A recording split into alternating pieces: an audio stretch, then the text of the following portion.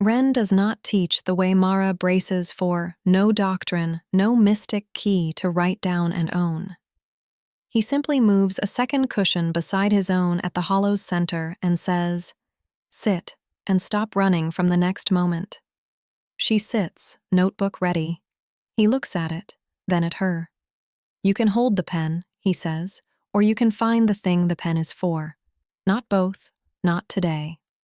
After a moment, for the first time in her career, Mara sets the notebook down. The practice has a plain shape, kept by the order as an ordinary skill. "Breathe in," he says, "no special way. Then let the breath out longer than you took it in, slow, to the very bottom, as if pouring a jug empty. That is all." The long exhale tells the body the danger has passed, and the body, which cannot tell a true crisis from a remembered one, believes it. He breathes out, endlessly. "Do that," he says, and the panic loses its grip on the clock. He explains it like a soldier, not a saint. "There are two settings in a man," he says, "the one that runs and the one that rests.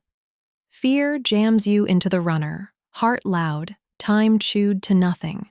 The long out-breath is the switch. Pull it enough times and the switch grows easy, oiled fast." He taps his chest. "This is not calm I feel. It is calm I throw, like a rope." Mara, who has read the words in journals, hears them described from the inside. She tries. She breathes out long and waits, impatiently, for the famous widening. Nothing comes but a louder inventory of herself. The deadline, the report, the absurdity of a forensic analyst sitting in a cave learning to exhale. Her shoulders climb toward her ears. Ren watches without comment, then says, "You are trying to win the breath. There is no winning it. You only stop interrupting it. Let it be longer than your thoughts." Mara exhales again, annoyed, and notices, distantly, that annoyance is also a kind of running. He tells his story once, and not again. After the pass, he could not stop being on it, he says, his body sprinting through a danger 11 years gone. The order did not offer him peace. They offered him a breath. Each long exhale was a message to a soldier who would not stand down. "It is over. You may rest." 10,000 of them, he says, and the pass finally let me go. He looks at her. "I did not gain a power. I put down a war." They breathe together, and this time he gives her something to hold, not emptiness, but length. "Make the out-breath last until it is finished," he says, "then let a little more go." She does. On the fourth or fifth, something unclenches low in her chest, a small, unfamiliar slack.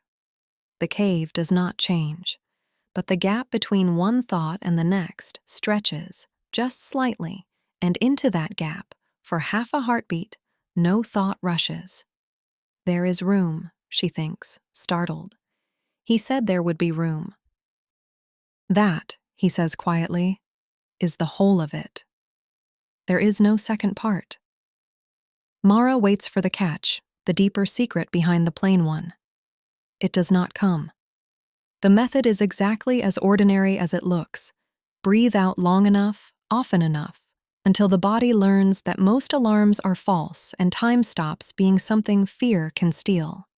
It is so simple her trained mind keeps sliding off it, the way a hand slides off the smooth, worn stone of the cushion beneath her.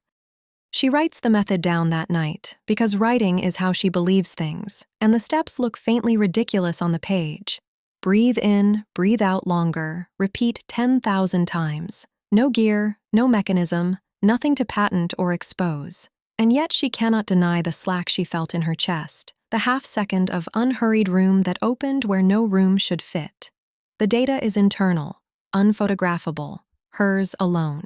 It is, for a forensic analyst, the worst and most persuasive kind of evidence there is. Before sleep, she sits alone at the edge of the water's roar and tries the long exhale without him watching. The fear of looking foolish is gone. Only the breath remains. For 3 slow out-breaths, the world loosens, The deafening water recedes, and a single second seems to hold more than it should. Then her mind snatches it back, embarrassed. But she has felt it now, the room he spoke of.